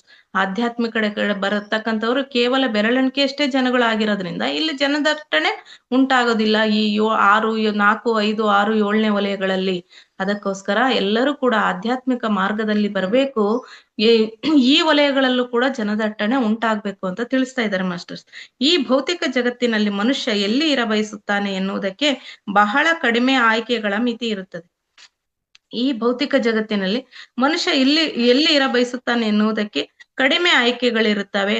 ತನ್ನ ಕೆಲಸ, ಅದರಿಂದ ಅವನಿಗೆ ದೊರೆಯುವ ಹಣದ ಆಧಾರದ ಮೇಲೆ ಆಯ್ಕೆ ಮಾಡಿಕೊಳ್ಳಬೇಕಾಗುತ್ತದೆ. ಅಂದ್ರೆ ಈ ಭೌತಿಕ ಜಗತ್ತಿನಲ್ಲಿ ಈ ಭೂಮಿ ಮೇಲೆ ನಾವು ವಾಸ ಮಾಡ್ಬೇಕಾದ್ರೆ ನಾವು ಯಾವ ಸ್ತರದಲ್ಲಿ ಇರ್ತೀವಿ ಅಂದ್ರೆ ಅವ್ರಿಗೆ ಎಂತ ಕೆಲಸ ಸಿಕ್ಕಿದೆ, ಅವ್ರಿಗೆ ಎಷ್ಟು ಹಣ ದೊರೆತಿದೆ ಅನ್ನೋದ್ರ ಆಧಾರದ ಮೇಲೆ ಅವ್ರು ಕಟ್ಸಿರ್ತಕ್ಕಂಥ ಮನೆಗಳನ್ನು ಕೂಡ ಕಲ್ಪನೆ ಮಾಡ್ತಾರೆ. 1 ಮಾಡಿ, 2 ಮಾಡಿ, 3 ಮಾಡಿ, ಸಾಕಷ್ಟು ಮಾಡಿ, ಬಹುಮಾಡಿಗಳನ್ನ ಮಾಡ್ಕೊಳ್ತಾರೆ. ಒಮ್ಮೊಮ್ಮೆ ಅವನಿಗೆ ಎಂದೆಂದೂ ಇರಲು ಇಷ್ಟವಾಗದಂತ ಸ್ಥಳಗಳಲ್ಲಿಯೂ ಕೂಡ ಕೆಲವೊಮ್ಮೆ ಇರಬೇಕಾಗಿ ಬರುತ್ತದೆ. ಇಷ್ಟನೋ ಕಷ್ಟನೋ ಆದ್ರೂ ಕೂಡ ಕೆಲವೊಂದ್ಸತಿ ಅಂತ ಮನೆಗಳಲ್ಲೂ ಇರಬೇಕಾದಂತ ಬರುತ್ತೆ. ಕೆಟ್ಟ ಹವಾಗುಣ ಮತ್ತು ಇನ್ನಿತರ ಕಾರಣಗಳಿಗಾಗಿ ಇರಲು ಸಾಧ್ಯವಾಗದೇ ಇರುವಂತ ಕೆಲವೊಂದು ಸ್ಥಳಗಳು ಕೂಡ ಇರುತ್ತವೆ. ಹವಾಗುಣ ಕೆಟ್ಟದಾಗಿರ್ತಕ್ಕಂತ ಸ್ಥಳಗಳಲ್ಲೂ ಇರಬೇಕಾಗ್ತದೆ. ಅಂತ ಸ್ಥಳಗಳಲ್ಲೂ ವಾಸಿಸಬೇಕಾಗುತ್ತದೆ. ಭೂಮಿಯ ಉತ್ತರ ಮತ್ತು ದಕ್ಷಿಣದ ಧ್ರುವಗಳಲ್ಲಿ ಅತಿಶಯ ಚಳಿ, ಬಿಸಿಲು ಹಾಗೂ ಬೆಳಕಿನ ಅಭಾವದ ಕಾರಣಗಳಿಂದಾಗಿ ಆರೋಗ್ಯವಾಗಿರುವುದು ಸಾಧ್ಯವೇ ಇರುವುದಿಲ್ಲ. ಮರುಭೂಮಿಗಳಲ್ಲಿ ನೀರಿನ ಕೊರತೆಯಿಂದ, ದಟ್ಟ ಅರಣ್ಯಗಳಲ್ಲಿ ಕಾಡು ಪ್ರಾಣಿಗಳ ಕಾರಣಗಳಿಂದ ಇಲ್ಲಿ ಇರ್ಲಿಕ್ಕೆ ಸಾಧ್ಯತೆ ಆಗೋದಿಲ್ಲ. ಎಲ್ಲಿ? ಈ ಭೌತಿಕ ಜಗತ್ತಿನಲ್ಲಿ. ಆದರೆ ಸೂಕ್ಷ್ಮ ಜಗತ್ತಿನಲ್ಲಿ ಈ ಎಲ್ಲ ಸಮಸ್ಯೆಗಳನ್ನು ಎದುರಿಸಬೇಕಾಗುವುದೇ ಇಲ್ಲ. ಉತ್ತರ, ದಕ್ಷಿಣ ಧ್ರುವಗಳಲ್ಲಿ ಅಥವಾ ಜಗತ್ತಿನ ಯಾವುದೇ ಭಾಗದಲ್ಲಿಯೂ ವಾತಾವರಣವು ಒಂದೇ ಆಗಿರುತ್ತದೆ. ನೈಸರ್ಗಿಕ ಬೆಳಕಿನ ಅಭಾವವೂ ಕೂಡ ಎಲ್ಲಿಯೂ ಕೂಡ ಇರೋದಿಲ್ಲ ಈ ಸೂಕ್ಷ್ಮ ಲೋಕದಲ್ಲಿ. ಪ್ರತಿದಿನ ಪ್ರತಿಯೊಂದು ಸ್ಥಳದಲ್ಲಿಯೂ 24 ಗಂಟೆಯು ಒಂದೇ ರೀತಿಯ ಪ್ರಕಾಶ ಇರುತ್ತದೆ. ಮರುಭೂಮಿಗಳಲ್ಲಿ ಅವನು ಇರಬೇಕಾದ್ರೆ ಅವನಿಗೆ ನೀರಿನ ಅವಶ್ಯಕತೆ ಅನ್ನೋದೇ ಇರೋದಿಲ್ಲ. ಅರಣ್ಯಗಳಲ್ಲಿ ಇರಬೇಕಾದ್ರೆ ಪ್ರಾಣಿಗಳಿಂದ ಜೀವ ಭಯದ ಅಪಾಯನೂ ಕೂಡ ಇರೋದಿಲ್ಲ. ಅಲ್ಲಿಯ ಮನುಷ್ಯರಿಗೆ ತಾವು ಪ್ರಾಣಿಗಳಿಗೆ ಹಾನಿ ಉಂಟು ಮಾಡಲಾಗದು ಎಂಬುದು ತಿಳಿದಿದೆ ಮತ್ತು ಪ್ರಾಣಿಗಳಿಗೂ ಕೂಡ ತಾವು ಮನುಷ್ಯರಿಗೆ ಹಾನಿ ಉಂಟು ಮಾಡಲಾರೆವು ಎಂಬ ಅಂಶವೂ ಕೂಡ ತಿಳಿದಿದೆ. ಇದು ಅಲ್ಲದೆ ಅಲ್ಲಿ ಕೂಡ 7 ವಲಯಗಳಿವೆ. ಮನುಷ್ಯನಿಗೆ ಯಾವ ರೀತಿಯ ಜೀವನವು ಇಷ್ಟವೋ ಅಥವಾ ಅವಶ್ಯಕವೆನಿಸುವುದೋ ಅದಕ್ಕೆ ಅನುರೂಪವಾದ ವಾತಾವರಣದ ವಲಯವನ್ನು ಅವನು ವಾಸಕ್ಕಾಗಿ ಆಯ್ಕೆ ಮಾಡಿಕೊಳ್ಳುತ್ತಾನೆ. ಸೂಕ್ಷ್ಮ ಶರೀರದಲ್ಲಿದ್ದಾಗ ಅವನಿಗೆ ಎಂತ ಸೂಕ್ಷ್ಮ ವಲಯ ಇಷ್ಟ ಆಗುತ್ತೆ, ಮತ್ತೆ ಯಾವ ವಾತಾವರಣದ ವಲಯ ಇಷ್ಟ ಆಗುತ್ತೆ ಅಂತದನ್ನ ಆಯ್ಕೆ ಮಾಡ್ಲಿಕ್ಕೆ ಸ್ವತಂತ್ರವಿದೆ. ಒಂದು ಸಲ ಅವನಿಗೆ ಜೀವನವನ್ನು ರೂಪಿಸುವ ವಿಭಿನ್ನ ಅಸ್ತಿತ್ವದ ಶ್ರೇಣಿಗಳ ತಿಳುವಳಿಕೆ ಬಂದರೆ ಆಗ ಈ ಎಲ್ಲ ಅವಯವಗಳು ಕೂಡ ಕೂಡಿಕೊಳ್ಳತೊಡಗುತ್ತವೆ. ಅಂದ್ರೆ ಆ ವ್ಯಕ್ತಿಯು ಪೂರ್ಣತ್ವವನ್ನು ಪಡೆಯುವ ಕಡೆಗೆ ಹೋದಾಗ, ಜನನ ಮರಣಗಳ ಚಕ್ರದಲ್ಲಿ ಸಿಲುಕತಕ್ಕಂಥ ಸಂಖ್ಯೆ ಕಡಿಮೆ ಆಗ್ತಾ ಹೋದಾಗ ಆಗ ಅವನಿಗೆ ಜೀವನವನ್ನು ರೂಪಿಸುವ ವಿಭಿನ್ನ ಅಸ್ತಿತ್ವದ ಶ್ರೇಣಿಗಳ ತಿಳುವಳಿಕೆ ಬಂದಿರ್ತದೆ. ಅಂತ ವ್ಯಕ್ತಿಗೆ ಈ ಎಲ್ಲ ಅವಯವಗಳು ಕೂಡಿಕೊಳ್ಳತೊಡಗುತ್ತವೆ. ಆಗ ವಿಕಾಸ ಮಾರ್ಗವು ತನ್ನಷ್ಟಕ್ಕೆ ತಾನೇ ನಿಯಂತ್ರಿತಗೊಳ್ಳತೊಡಗುತ್ತದೆ. ಆಗ ವಿಕಾಸ ಮಾರ್ಗ ಅಂತಕ್ಕಂಥದ್ದು ತಂತಾನೇನೆ ನಿಯಂತ್ರಗೊಳ್ಳುತ್ತೆ. ಈ ಭಾಗಗಳಲ್ಲಿ ಬಹಳಷ್ಟು ಸ್ಥಳಗಳಲ್ಲಿರುವ ಸ್ಕೂಲುಗಳಲ್ಲಿ ಈ ಎಲ್ಲ ಸತ್ಯಗಳನ್ನು ಹೇಳಲಾಗುತ್ತದೆ. ಭೂಲೋಕದಲ್ಲಿದ್ದಂತೆ ಅಲ್ಲೂ ಕೂಡ ಜ್ಞಾನವನ್ನು ನೀಡ್ತಕ್ಕಂಥ ಸ್ಕೂಲ್ಗಳಿದಾವೆ ಅಂತ ಕಳೆದ ಸಂಚಿಕೆಯಲ್ಲಿ ತಿಳಿದ್ವಿ ಮಾಸ್ಟರ್ಸ್.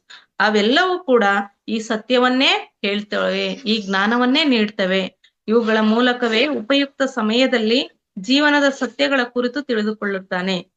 ಈ ಶಾಲೆಗಳ ಮುಖಾಂತರನೇ ಉಪಯುಕ್ತ ಸಮಯದಲ್ಲಿ, ಅಲ್ಲಿ ಸಮಯದ ಅಭಾವವಿರುವುದಿಲ್ಲ ಶಿಕ್ಷಣ ಕಲೀಲಿಕ್ಕೆ. ಆದ್ದರಿಂದ ಅಂತ ಸಮಯವನ್ನು ಸದುಪಯೋಗ ಪಡಿಸ್ಕೊಂಡು ಜೀವನದ ಸತ್ಯಗಳನ್ನ ತಿಳಿದುಕೊಳ್ತಾ ಹೋಗ್ತಾನೆ. ಇಲ್ಲಿ ತಿಳಿದುಕೊಳ್ಳದೆ ಇಲ್ಲೇ ಅಲ್ಪ ಸ್ವಲ್ಪ ಅರ್ತಿದ್ದೆ ಆದ್ರೆ ಅಲ್ಲಿ ಇನ್ನೂ ಹೆಚ್ಚಿನದಾಗಿ ಜ್ಞಾನವನ್ನು ಪಡಿಬಹುದಾಗುತ್ತೆ. ಅದಕ್ಕೋಸ್ಕರ ಇಲ್ಲಿನೇ ಈ ಭೌತಿಕ ಜೀವನದಲ್ಲಿ ಇರುವಾಗ್ಲೇ ಸಾಕಷ್ಟು ಜ್ಞಾನವನ್ನ ಪಡೀರಿ ಅಂತ ಹೇಳ್ತಕ್ಕಂಥದ್ದು ಮಾಸ್ಟರ್ಸ್. ಆಗಲೇ ಅವನ ಮನದಲ್ಲಿ ಒಂದು ಭಾಗದಿಂದ ಇನ್ನೊಂದು ಭಾಗಕ್ಕೆ ಹೋಗುವ ಬಯಕೆ ಉತ್ಪನ್ನವಾಗುತ್ತದೆ. ಯಾವಾಗ ಜ್ಞಾನಿ ಆಗ್ತಾನಲ್ಲ, ಜೀವನದ ಸತ್ಯಗಳನ್ನು ತಿಳಿದ ನಂತರ ಇನ್ನೂ ಹೆಚ್ಚಿನದಾಗಿ ಏನೋ ಇದೆ, ಇನ್ನೂ ಹೆಚ್ಚು ಹೆಚ್ಚು ಜ್ಞಾನಿಗಳ ಹತ್ರ ನಾನು ಅರಿಬೇಕು ಅಂತಕ್ಕಂಥ ಭಾವನೆ ಅವನಲ್ಲಿ ಬರುತ್ತೆ. ಆಗ ಒಂದು ಭಾಗದಿಂದ ಇನ್ನೊಂದು ಭಾಗಕ್ಕೆ ಹೋಗುವ ಬಯಕೆ ಉತ್ಪನ್ನವಾಗುತ್ತದೆ. ಇಲ್ಲಿಯೇ ಅವನಿಗೆ ಒಂದು ಹಂತದಿಂದ ಇನ್ನೊಂದಕ್ಕೆ ಸ್ವಯಂ ಅನ್ನು ಸ್ಥಾನಾಂತರಿಸಿಗೊಳಿಸಿಕೊಳ್ಳುವ ಉಪಾಯವನ್ನು ಕೊಡಲಾಗುತ್ತದೆ. ಅಲ್ಲಿನೂ ಕೂಡ ನೀ ಈ ಹಂತ ದಾಟ್ಬೇಕಂದ್ರೆ ಯಾವ ರೀತಿಯಾಗಿ ಇರ್ಬೇಕು ಅಂತಕ್ಕಂಥ ಉಪಾಯಗಳನ್ನು ಕೂಡ ಹೇಳ್ಕೊಡ್ತಾರೆ. ತನ್ನ ಇಚ್ಛಾಶಕ್ತಿಯನ್ನು ಒಂದು ವಿಶಿಷ್ಟ ರೀತಿಯಿಂದ ಪ್ರಯೋಗಿಸಿ ಸ್ಥಾನ ಪರಿವರ್ತನೆ ಮಾಡಲಾಗುತ್ತದೆ. ಆಗ ಏನ್ ಮಾಡ್ತಾನೆ, ತನ್ನ ಇಚ್ಛಾಶಕ್ತಿನೆಲ್ಲ ಒಂದೆಡೆ ಯಾವ ಕಡೆ ಶಕ್ತಿಯನ್ನು ಹರಿಸ್ತೀವೋ ಅದೇ ಕೆಲಸವಾಗುತ್ತದೆ ಅಂತ ತಿಳಿದಿವಲ್ಲ ಮಾಸ್ಟರ್ಸ್. ಆ ರೀತಿಯಾಗಿ ಇಚ್ಛಾಶಕ್ತಿಯನ್ನು ಒಂದು ವಿಶಿಷ್ಟ ರೀತಿಯಿಂದ ಪ್ರಯೋಗಿಸಿ ತಾನು ಇರ್ತಕ್ಕಂಥ ಸ್ಥಾನದಿಂದ ಉನ್ನತ ಸ್ಥಾನಕ್ಕೆ ಪರಿವರ್ತನೆ ಹೊಂದಲಿಕ್ಕೆ ತಯಾರಾಗ್ತದೆ. ಪ್ರತಿಯೊಂದು ವಲಯಗಳು ಬೇರೆ ಬೇರೆ ತತ್ವಗಳಿಂದ ನಿರ್ಮಾಣಗೊಂಡಿವೆ. ಆದರೂ ಕೂಡ ನಮ್ಮ ಸೂಕ್ಷ್ಮ ಶರೀರವು ಎಂಥ ತತ್ವದಿಂದ ನಿರ್ಮಾಣಗೊಂಡಿದೆ ಎಂದರೆ ಅದು ಎಲ್ಲ ವಲಯಗಳಲ್ಲೂ ಕೂಡ ಹೊಂದಿಕೊಳ್ಳುತ್ತದೆ. ನಾವು ಸೂಕ್ಷ್ಮ ಶರೀರ ಅಂತಕ್ಕಂಥದ್ದು ಯಾವ ರೀತಿಯ ತತ್ವದಿಂದ ಒಳಗೊಂಡಿದೆ ಅಂದ್ರೆ ಈ ಏನು 7 ವಲಯಗಳಿವೆ ಅಂತ ಹೇಳಿದ್ವಲ್ಲ ಮಾಸ್ಟರ್ಸ್, ಆ 7 ವಲಯಗಳಲ್ಲೂ ಕೂಡ ಹೊಂದಿಕೊಳ್ಳತಕ್ಕಂತ ಸೂಕ್ಷ್ಮ ಶರೀರ ಅಂತ ತತ್ವದಿಂದ ಹೊಂದಿರುತ್ತದೆ, ಅಂತ ತತ್ವವನ್ನೇ ಹೊಂದಿರುತ್ತದೆ. ನಾವು ಕೇವಲ ನಮ್ಮ ಶರೀರದ ಅಣುಗಳನ್ನು ಆ ಭಾಗಕ್ಕೆ ಅನುಗುಣವಾಗಿ ಸಕ್ರಿಯಗೊಳಿಸಿಕೊಳ್ಳುತ್ತೇವೆ ಅಷ್ಟೇ. ನಮ್ಮ ಶರೀರದಲ್ಲಿರ್ತಕ್ಕಂಥ ಅಣುಗಳನ್ನ ನಾವು ಯಾವ ವಲಯಕ್ಕೆ ಹೋಗಿರ್ತಾವೋ ಅಲ್ಲಿ ಎಂತಹ ವಾತಾವರಣವಿರುತ್ತದೋ ಅದಕ್ಕೆ ಅನುಗುಣವಾದಂತೆ ನಾವು ಸಕ್ರಿಯಗೊಳಿಸ್ಕೊಳ್ಳೋ ಕೆಲಸ ಅಷ್ಟೇ. ಅಲ್ಲಿ ಅಷ್ಟು ಮಾತ್ರದಿಂದಲೇ ನಾವು ಆ ವಲಯದಲ್ಲಿ ಕಾರ್ಯನಿರ್ವಹಿಸಲು ಯೋಗ್ಯರಾಗುತ್ತೇವೆ. ನಾವು ಅಷ್ಟೊಂದು ಇಚ್ಛೆ ಇಟ್ಕೊಂಡ್ರೆ ಸಾಕು, ಅಲ್ಲಿ ನಾವು ಆ ಕಾರ್ಯವನ್ನ ನಿರ್ವಹಿಸ್ಲಿಕ್ಕೆ ನಾವು ಯೋಗ್ಯರಾಗ್ತೇವೆ. ಈ ಸಂದರ್ಭದಲ್ಲಿ ಸೂಕ್ಷ್ಮ ಶರೀರಧಾರಿಗೆ ಒಂದು ವಿಶೇಷ ಮಾತನ್ನು ಕೊಡಲಾಗುತ್ತದೆ. ಅದೇನೆಂದರೆ, ನಾವು ಬೇರೊಂದು ಭಾಗದಲ್ಲಿ ಹೋದ ಮೇಲೆ ಹಿಂದಿನ ಭಾಗದೊಂದೇ ಸಂಪರ್ಕ ಅಥವಾ ಸಂವಾದ ಮಾಡಲಾರೆವು. ನಾವು ಹಿಂದೆ ಹಾಗಿದ್ದೆ ಹೀಗಿದ್ದೆ ಅಂತೇಳಿ ಈಗ ನಾವು ಧ್ಯಾನಕ್ಕೆ ಬಂದಾಗಲೂ ಕೂಡ ಎಷ್ಟೋ ದಿನ ಅದನ್ನೇ ಮಾತಾಡ್ತಿರ್ತೀವಿ ಮಾಸ್ಟರ್ಸ್. ಅದಕ್ಕೋಸ್ಕರ ಧ್ಯಾನಿಗಳು ಅದನ್ನೆಲ್ಲ ಮರಿಬೇಕು ಅಂತ ಹೇಳೋ ಉದ್ದೇಶ ಇದೆ ಮಾಸ್ಟರ್ಸ್. ಯಾಕಂದ್ರೆ ಎಲ್ಲಿನೂ ಕೂಡ ಸೂಕ್ಷ್ಮ ಲೋಕದಲ್ಲೂ ಕೂಡ ನಾವು ಒಂದು ವಲಯ ದಾಟಿ ಬಂದ್ವಿ ಅಂದ್ರೆ ಹಿಂದಿನ ವಲಯದನ್ನ ನೆನಪಿಟ್ಕೊಂಡು ಅದ್ರ ಬಗ್ಗೆ ಮಾತನಾಡ್ಲಿಕ್ಕೆ ಹೋಗ್ಬಾರ್ದು. ನಾವು ಮುಂದೋಗೋದನ್ನ ನೋಡ್ಬೇಕೆ ಹೊರತು ಹಿಂದಕ್ಕೆ ಹಿಮ್ಮುಖ ಚಲನೆ ಇರಬಾರ್ದು ಅನ್ನೋದನ್ನ ಹೇಳ್ಕೊಡ್ತಾರೆ ಒಂದು ಕಿವಿ ಮಾತನ್ನ. ನಾವು ಈ ಭೌತಿಕ ಜಗತ್ತಿನಲ್ಲಿದ್ದಾಗ ಕೂಡ ಈ ಎಲ್ಲಾ ಅಂಶಗಳನ್ನ ಒಂದೊಂದು ಪಾಯಿಂಟ್ ಅಂತ ನೋಟ್ ಮಾಡ್ಕೊಂಡು ಮಾಸ್ಟರ್ಸ್ ಪ್ರತಿ ಕ್ಷಣ ನಮ್ಮ ಮಾತಿನಲ್ಲಿ ಇರ್ಬೋದು, ನಮ್ಮ ಕಾರ್ಯದಲ್ಲಿ ಇರ್ಬೋದು, ನಾನು ಹಿಂದಿನದನ್ನ ಎಷ್ಟು ನೆನಪು ಮಾಡ್ಕೊಂತೀನಿ. ಕೆಲವೊಬ್ರು ಹೇಳ್ತಾರೆ, ನಾನ್ ಚಿಕ್ಕವರಿದ್ದಾಗ ಅಷ್ಟು ಕಷ್ಟಪಟ್ಟೆ, ಹಿಂಗ್ ಮಾಡ್ದೆ, ನಾನ್ ಕಷ್ಟಪಟ್ಟಿದ್ರೆ ಈ ಅಂತದ್ ಬಂತು ಅಂತ. ಅದನ್ನೆಲ್ಲ ಮಾತಾಡೋದನ್ನ ಮೊದಲು ನಿಲ್ಲಿಸ್ಬೇಕು ಮಾಸ್ಟರ್ಸ್, ನಾವು ಮುಂದಿನ ಪ್ರಗತಿ ಸಾಧಿಸ್ಬೇಕು ಅಂದಾಗ. ಈ ರೀತಿಯ ಮಾತುಕತೆಗಳನ್ನ ಪ್ರತಿ ವಲಯವನ್ನ ನಾವು ದಾಟ್ಬೇಕು ಅಂದ್ರೆ ಇವನ್ನೆಲ್ಲವೂ ಕೂಡ ಭೌತಿಕ ಜೀವನದಲ್ಲೇ ನಮ್ಗೆ ಯಾಕೆ ಈ ಜ್ಞಾನ ಕೊಡ್ತಿದ್ದಾರೆ ಅಂದ್ರೆ, ಭೌತಿಕ ಜೀವನ ಮಾಡ್ಬೇಕಾದ್ರೂ ಕೂಡ ಈ ಎಲ್ಲಾ ಅಂಶಗಳನ್ನ ನಾವು ಪ್ರತಿ ಕ್ಷಣನೂ ಫಾಲೋ ಅಪ್ ಮಾಡ್ತಾ ಹೋಗ್ಬೇಕು. ಯಾವುದೇ ಕಾರಣದಿಂದ ಹಾಗೆ ಮಾಡುವ ಅವಶ್ಯಕತೆ ಇದ್ದಾಗ ಅವನಿಗೆ ಇಚ್ಛಾಶಕ್ತಿಯನ್ನು ಪ್ರಯೋಗಿಸಿ ಬೇರೆ ಭಾಗದಲ್ಲಿ ಬರಬೇಕಾಗುವುದು. ಹಾಗೇನಾದ್ರೂ ಅವಶ್ಯಕತೆ ಇದ್ದಾಗ ಮಾತ್ರ ಅವನು ಇಚ್ಛಾಶಕ್ತಿಯನ್ನು ಪ್ರಯೋಗಿಸಿ ಮತ್ತೆ ಬೇರೆ ಭಾಗದಲ್ಲಿ ಬರಬೇಕಾಗ್ತದೆ. ಆ ವಲಯದಲ್ಲಿ ಉಳಿಯಕ್ಕಾಗಲ್ಲ. ತನ್ನ ಇಚ್ಛಾಶಕ್ತಿಯಿಂದ ಅವನು ಪುನಃ ಆ ಭಾಗಕ್ಕೆ ಬೇಕಾದ ಅಣುಗಳನ್ನು ಸಕ್ರಿಯಗೊಳಿಸಿಕೊಳ್ಳುತ್ತಾನೆ. ಮತ್ತೆ ಹಿಮ್ಮುಖವಾಗಿ ಬರಬೇಕು ಅಂದ್ರೆ ಆ ಇಚ್ಛಾಶಕ್ತಿಯಿಂದನೇ ಬರಬೇಕಾಗ್ತದೆ. ಪ್ರತಿಯೊಂದು ಭಾಗದಲ್ಲಿ ಜೀವನದ ರೂಪವು ಭಿನ್ನವಾಗಿದೆ ಹಾಗೂ ಅಲ್ಲಿ ಪರಿಪೂರ್ಣಗೊಳಿಸಿಕೊಳ್ಳಬೇಕಾದ ಗುರಿಗಳೂ ಬೇರೆ ಬೇರೆಯಾಗಿವೆ. ಪ್ರತಿಯೊಂದು ವಲಯದಲ್ಲೂ ಕೂಡ ಭಿನ್ನವಾದ ಜೀವನ ಶೈಲಿ ಇರ್ತದೆ. ಅದೇ ರೀತಿ ಪ್ರತಿ ವಲಯದಲ್ಲೂ ಕೂಡ ಅನಂತ ಅನುಭವ ಪಡ್ಕೊಳ್ಳೋದ್ರ ಜೊತೆಗೆ ಅಲ್ಲಿ ಪೂರ್ಣಗೊಳಿಸಬೇಕಾದ ಗುರಿಗಳು ಕೂಡ ಬೇರೆ ಬೇರೆಯನ್ನು ಕೂಡ ಆಗಿರ್ತವೆ. ಇದು ಭಾರತ ಮತ್ತು ಇಂಗ್ಲೆಂಡ್ ದಲ್ಲಿರುವವರ ಜೀವನಗಳು ಸರ್ವತಾ ಭಿನ್ನವಾಗಿರುವಂತೆಯೇ ಇದೆ. ನಾವ್ ಹೆಂಗೆ ಒಂದು ದೇಶ ಬರೀ ನಮ್ಮ ಕರ್ನಾಟಕದಲ್ಲಿ ಪ್ರತಿ 20 ಕಿಲೋಮೀಟರ್ಗೆ ಒಂದೊಂದು ಜನದ ಭಾಷೆ ಇರ್ಬೋದು, ಜೀವನ ಶೈಲಿ ಇರ್ಬೋದು, ಊಟದ ಶೈಲಿ ಇರ್ಬೋದು, ಹೇಗೆ ಭಿನ್ನ ಭಿನ್ನ ಆಗ್ತಾ ಹೋಗ್ತದೆ ನೋಡಿ ಮಾಸ್ಟರ್. ಅದೇ ರೀತಿಯಾಗಿನೇ ಅಲ್ಲೂ ಕೂಡ ಒಂದೊಂದು ವಲಯದಲ್ಲೂ ಕೂಡ ಬೇರೆ ಬೇರೆದ ಭಿನ್ನ ಭಿನ್ನವಾದ ಜೀವನ ಶೈಲಿ ಇರ್ತದೆ. ಇದೇ ರೀತಿಯಾಗಿ ಸೂಕ್ಷ್ಮ ಲೋಕದ ಎಲ್ಲ ವಲಯಗಳು ಅದರದೇ ಭಾಗವಾಗಿದ್ದರೂ ಕೂಡ ಅವು ಬೇರೆ ಬೇರೆ ಉದ್ದೇಶಗಳಿಗಾಗಿ ಬೇರೆ ಬೇರೆ ಕಾರ್ಯಗಳನ್ನು ನಿರ್ವಹಿಸುತ್ತವೆ. ಎಲ್ಲದೂ ಕೂಡ ಒಂದೇ. ಯಾವಾಗ ನಾವು ಜ್ಞಾನಿಗಳಾಗಿ ಜನನ ಮರಣ ಚಕ್ರಗಳನ್ನ ಕಡಿತಗೊಳಿಸ್ಕೊಂತ ಹೋದಾಗ ಅವು, ಆದರೆ ಎಲ್ಲವೂ ಕೂಡ ಅವಶ್ಯಕ. ಯಾಕಂದ್ರೆ ಬೇರೆ ಬೇರೆ ಉದ್ದೇಶದಿಂದ ಈ ವಲಯಗಳು ಪ್ರಾರಂಭ ಆಗಿದ್ದಾವೆ, ಬೇರೆ ಬೇರೆ ಕಾರ್ಯಗಳನ್ನು ಕೂಡ ನಿರ್ವಹಿಸ್ತಾ ಇದ್ದಾವೆ. ಸೂಕ್ಷ್ಮ ಲೋಕದ ಅತ್ಯಧಿಕ ಸಘನ ಭಾಗವು ಅತ್ಯಧಿಕ ಭೌತಿಕವಾಗಿದೆ. ಅದು ಮರಣ ನಂತರ ತಕ್ಷಣವೇ ಅವನನ್ನು ಆರಿಸಿಕೊಳ್ಳುತ್ತದೆ. ಇಲ್ಲಿರುವಾಗ ಅವನಿಗೆ ಎಲ್ಲವೂ ಭೂಮಿಯ ಮೇಲೆ ಇರುವಂತೆಯೇ ಕಾಣುತ್ತದೆ. ಹೋದಂತ ಜೀವಾತ್ಮ ತಕ್ಷಣವೇ ಗಾಬರಿಗೊಳ್ಳದೆ ಭೂಮಿ ಮೇಲೆ ಇದ್ದಂತೆ ಇಲ್ಲೂ ಕೂಡ ಜೀವನವಿದೆ ಅಂತಕ್ಕಂತ ಒಂದು ನಂಬಿಕೆ ಬರೋ ತರನಾಗಿ ಅಲ್ಲಿನೂ ಕೂಡ ಇರ್ತದೆ. ಇಲ್ಲಿರುವಾಗ ಅವನಿಗೆ ಎಲ್ಲವೂ ಭೂಮಿಯ ಮೇಲೆ ಇರುವಂತೆಯೇ ಕಾಣುತ್ತದೆ. ನೀನು ಲಂಡನ್ ನಿವಾಸಿಯಾಗಿದ್ದೆ ಎಂದು ತಿಳಿದುಕೋ, ಆಗ ನೀನು ಮರಣಾನಂತರವೂ ಕೂಡ ಲಂಡನ್ ಛಾಯಾರೂಪವನ್ನು ನೋಡುವ ಸಂಭವವೇ ಹೆಚ್ಚಾಗಿರುತ್ತದೆ. ಆರಂಭದಲ್ಲಿ ತಮಗೆ ಪರಿಚಿತವಾದ ಸ್ಥಳಗಳಲ್ಲೇ ಇರಲು ಬಯಸುವವರು ಜನರು ಕೂಡ ತಮಗೆ ಪರಿಚಿತರಾದವರೇ ಇದ್ದು ತಮ್ಮ ದೊಡ್ಡದಾದ ಮನೆಯಲ್ಲಿ ನಿಮ್ಮ ಮಿತ್ರರು ಬಂದು ಹೋಗುತ್ತಿರಬೇಕೆಂದು ಬಯಸುವವರು. ನಗರ ಜೀವನದ ಅನೇಕ ಲಾಭಗಳಿವೆ, ಆದರೆ ಯಾವಾಗದಲ್ಲಾದರೂ ಒಮ್ಮೆ ಹಳ್ಳಿಗಾಡಿನ ಜೀವನದ ಸೌಂದರ್ಯವನ್ನು ನೋಡಬೇಕು ಎಂದು ನಿಮ್ಮ ಯಾವುದೋ ಒಬ್ಬ ಮಿತ್ರನೇ ನಿಮಗೆ ಒಂದು ದಿನ ನಿಮಗೆ ಹೇಳಬಹುದು. ನಗರ ಜನದಟ್ಟಣೆಯ ಜೀವನ ಹಾಗೂ ಹಳ್ಳಿಯ ಪ್ರಶಾಂತ ಜೀವನದ ನಡುವೆ ಎಷ್ಟೊಂದು ಅಂತರವಿದೆ ಅಂದ್ರೆ, ಕೆಲವೊಬ್ರು ಎಷ್ಟೇ ನಮ್ಗೆ ಹಳ್ಳಿ ಸರಿಯಾಗಲ್ಪ, ಪಟ್ಟಣದಲ್ಲಿ ಇರ್ಲಿಕ್ಕಾಗಲ್ಲ, ನಾನು ಹುಟ್ಟಿದ ಊರು ಅಂತ ಒಂದು ಅಟ್ಯಾಚ್ಮೆಂಟ್ ಇಟ್ಕೊಂಡು ಹೇಗೆ ಹಳ್ಳಿಯಲ್ಲೇ ಜೀವನ ಸಾಗಿಸ್ತಾರೋ ಅದೇ ರೀತಿಯಾಗಿ ಅವರವರ ಇಚ್ಛೆಯಂತೆ ಅವರು ಕೂಡ ಇಲ್ಲಿ ಜೀವನ ಸಾಗಿಸಬಹುದು. ಎಷ್ಟೇ ಸಿಟಿಯಲ್ಲಿದ್ರು ಕೂಡ ಅವಾಗ ಹಳ್ಳಿಗೆ ಹೋಗ್ ಬರ್ಬೇಕು ಅನ್ನೋ ಭಾವನೆನೂ ಇಟ್ಕೊಂಡು ಕೆಲವರು ಜೀವಿಸ್ತೀವಿ. ಆ ರೀತಿಯಾಗಿ ಇಲ್ಲೂ ಕೂಡ ಅದೇ ರೀತಿಯಾಗಿರ್ತದೆ. ನಗರದ ಜನದಟ್ಟಣೆಯ ಜೀವನ ಹಾಗೂ ಹಳ್ಳಿಯ ಪ್ರಶಾಂತ ಜೀವನದ ನಡುವೆ ಎಷ್ಟೊಂದು ಅಂತರವಿದೆ. ಲಕ್ಷಾಂತರ ಜನರ ಹಾಗೂ ಕೆಲವೇ ಬೆರಳೆಣಿಕೆಯ ಜನರ ಓಡಾಟಕ್ಕೆ ಬಹಳ ಅಂತರವಿದೆ. ನಗರ ಪ್ರದೇಶದಲ್ಲಿ ಜನದಟ್ಟಣೆ ಹೆಚ್ಚಾಗಿರುತ್ತೆ ಅಂತ ಅನ್ಸುತ್ತೆ, ಆದ್ರೆ ಹಳ್ಳಿಗಾಡಿನಲ್ಲಿ ಜನದಟ್ಟಣೆ ಕಡಿಮೆ ಇರುತ್ತೆ. ಇದು ಎರಡನೇ ಹಂತ. ಅಂದ್ರೆ ಜನದಟ್ಟಣೆ ಕಡಿಮೆ ಆಗ್ತಾ ಹೋಗ್ತಕ್ಕಂಥದ್ದು ಎರಡನೇ ಹಂತ. ತದನಂತರ ಇನ್ನೂ ಕಡಿಮೆ ಆಗ್ತಾ ಹೋಗ್ತದೆ ಅನ್ನೋ ವಿಷಯವನ್ನ ಹೇಳ್ತಾ ಇದ್ದಾರೆ ಮಾಸ್ಟರ್ಸ್. ಹಳ್ಳಿಯ ಸಾಮಾನ್ಯ ಜೀವನವನ್ನು ಬದುಕಿದರೂ ಇಲ್ಲಿ ಪರಿವಾರಗಳು ಪರಸ್ಪರ ಜೊತೆಯಾಗಿ ಸುಖ ಶಾಂತಿಯಿಂದ ಖುಷಿಯಾಗಿರುತ್ತವೆ ಎಂಬುದನ್ನು ನೀನಿಲ್ಲಿ ಕಾಣಬಹುದು. ಹೇಗೆ ಹಳ್ಳಿಯಲ್ಲಿ ಜನ ಸುಖ ಶಾಂತಿ ಪ್ರತಿಯೊಬ್ರು ಕೂಡ ಅನ್ಯೋನ್ಯವಾಗಿ ಹೇಗೆ ಜೀವನ ಸಾಗಿಸ್ತಾರೋ ಅದೇ ರೀತಿಯ ಜೀವನವೂ ಕೂಡ ಇಲ್ಲಿ ಇರ್ತದೆ. ಈ ವಲಯಗಳಲ್ಲಿ ನಿನಗೆ ಇಷ್ಟವೆನಿಸಿದಷ್ಟು ಸಮಯ ನೀನು ಇರಬಹುದು. ಭೂಮಿಗೆ ತೀರ ಹತ್ತಿರವಾದ ಜನನಿಬಿಡ ಭಾಗದಲ್ಲಿ ತುಂಬಾ ಅಸಂಸ್ಕೃತ ಹಾಗೂ ಭೌತಿಕ ದೃಷ್ಟಿಕೋನದ ವ್ಯಕ್ತಿಯು ಅತ್ಯಂತ ಸಂತುಷ್ಟನಾಗಿ ಇರುತ್ತಾನೆ. ಈ ವಲಯದಲ್ಲೂ ಕೂಡ ನಿನಗೆ ಇಷ್ಟ ಅನಿಸುವಷ್ಟು ಕಾಲ ಇರಬಹುದು. ಆದರೆ ಭೂಮಿಗೆ ತೀರ ಹತ್ತಿರವಾದ ಇದು ಜನನಿಬಿಡ ಭಾಗದಲ್ಲಿ ಇದು ಭೂಮಿಗೆ ತುಂಬಾ ಹತ್ತಿರದಲ್ಲಿರ್ತಕ್ಕಂಥ ಸೂಕ್ಷ್ಮ ಲೋಕ. ಇಲ್ಲಿ ತುಂಬಾ ಅಸಂಸ್ಕೃತ ಹಾಗೂ ಭೌತಿಕ ದೃಷ್ಟಿಕೋನದ ವ್ಯಕ್ತಿಯು ಅತ್ಯಂತ ಸಂತುಷ್ಟನಾಗಿ ಇರುತ್ತಾನೆ. ಹೆಚ್ಚು ಭೌತಿಕವಾಗಿ ಆಲೋಚಿಸ್ತಕ್ಕಂಥ, ಭೌತಿಕ ಜೀವನಕ್ಕೆ ಅಂಟಿಕೊಂಡಿರ್ತಕ್ಕಂಥ ವ್ಯಕ್ತಿಗೆ ಈ ಸ್ಥಳ ಬಹಳ ಇಷ್ಟ ಅನಿಸ್ತದೆ. ಆತನಿಗೆ ಭೂಮಿಯಲ್ಲಿ ಇರೋ ತರನೇ ಇಲ್ಲೂ ಕೂಡ ಇದೆ ಅಂತ ಹೇಳ್ಬಿಟ್ಟು ಆ ವ್ಯಕ್ತಿ ಇಲ್ಲಿ ಸಂತುಷ್ಟನೇ. ಇಲ್ಲಿ ಅವನಿಗೆ ಮೊದಲಿನಂತೆಯೇ ಜೀವನದ ಆಸಕ್ತಿ ಇರುವುದು ಮತ್ತು ಇಲ್ಲಿ ಒಂದು ನಿಶ್ಚಿತ ಸಮಯದವರೆಗೆ ಇರುತ್ತಾನೆ. ಆತನು ಕೂಡ ಒಂದು ನಿಶ್ಚಿತ ಸಮಯದವರೆಗೆ ಮಾತ್ರ ಇರ್ಲಿಕ್ಕೆ ಸಾಧ್ಯತೆ ಇದೆ. ಯಾಕಂದ್ರೆ ಊಹೆ ಮಾಡಿದ್ರೆ ಸಾಕು ಎಲ್ಲವೂ ತಂತಾನೆ ಬರೋದ್ರಿಂದ ಅದನ್ನು ಕೂಡ ಬೇಸರ ಅನ್ಸುತ್ತೆ.